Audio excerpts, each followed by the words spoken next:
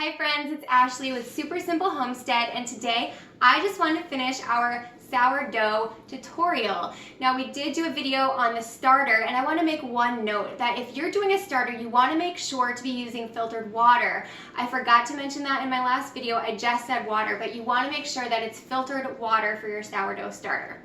Okay, so because we're doing these videos back to back, I didn't have time obviously to ferment my first batch that I showed you, so that's still there, although it already has started to bubble, which is really cool. I will show you my super messy sourdough that's been fermenting. Now, this is our family sourdough starter jar, and it is always messy. I usually wash it out once a week, but it gets really messy, especially when I'm making bread, which I'm doing now on a daily basis, and so it bubbles and it's funky. I do leave it out on the counter and clean it about once a week, and that's okay. We love it. So we just love to have fresh bread in the house. So I wanted to show you how we take this starter and turn it into bread.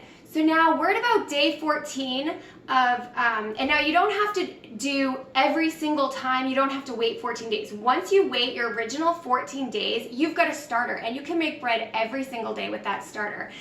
So what you're gonna do day 14 to forever is you're just gonna add 1 cup of water and 1 cup of flour to your starter. And there are ways to freeze it, refrigerate it to stop time, but we're not gonna do that right now. I'm just gonna tell you the simplest method of doing this is that you're going to add 1 cup of flour and 1 cup of water every single day. And I'll have another video with tips and tricks if you wanna freeze the process and just stop it in time. But for now, 1 cup of water, 1 cup of flour every single day.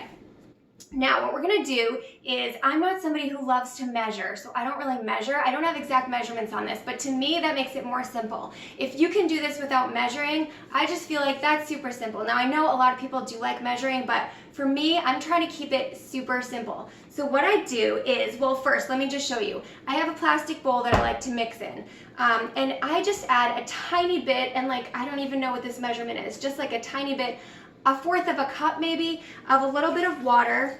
I put that in only because, and honestly it doesn't really matter how much you do, I only put that in because I'm trying to mix in a little bit of salt, and I just put a little bit in my hand. I guess if you wanted me to give you a measurement, it might be like a 1/2 tablespoon, and I just throw that in. But I just do a little cup, and honestly, I've done so many different measurements with my salt and with my bread. It always comes out great. That's the thing, super simple. That's what I'm going for. I don't like getting up in the morning and having to measure things. I have 5 kids. I just want to make things move.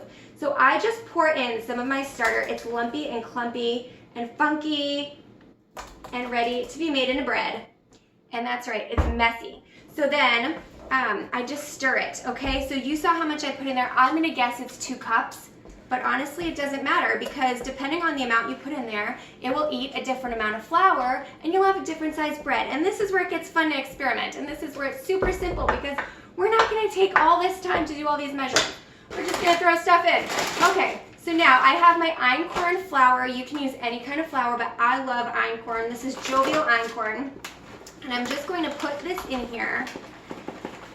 And I am not measuring. I'm just throwing this in, and I'm gonna start to stir. And you're gonna get a consistency that starts to look doughy, but it's very messy. It's just like a very messy texture. And you're just gonna keep adding flour till it eats it all up. Now that is about good. And mine is just about there. Now, once you have what feels kind of like pizza dough, you're gonna start the kneading process. And I like to do it in my bowl. A lot of people like to take it out, but for me, because I'm making this on a daily basis, a lot of the times I'm trying to make it quick, I make it right in my bowl. I do all the kneading in my bowl. You should knead this for about 3 to 6 minutes maybe. Some people say up to 10, and some people even say less. But again, this is where it's simple. You just kind of knead it a little bit.